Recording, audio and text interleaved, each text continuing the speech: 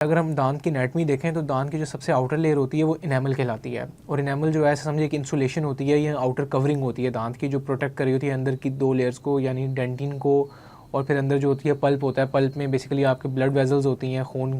की जो, जहाँ पे खून होता है हमारे पास, और नर्व्स होती हैं हमारे पास। तो ये दोनों जो होती हैं ये पल्प चैम्बर के अंदर इंक्लोज होती हैं, जिसको पल्प कहते हैं। अच्छा, अब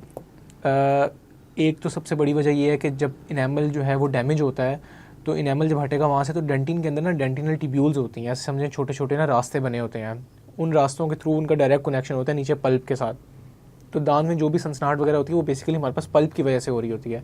लेकिन क्योंकि कनेक्शन डेंटिन के साथ है, तो जब इनेमल ऊपर से हटता है, तो जब भी कोई खाना डायरेक्ट डेंटिन के ऊपर आके लगेगा, तो डेंटिनल ट्यूब्यूल्स जो है हमारे पास, उसके थ्रू वो पल्प के पास जाएगा, और पल्प ब्रेन को ये सिग्नल देगा कि यहाँ पे दांत जो है वो ख़राब हो रहा है।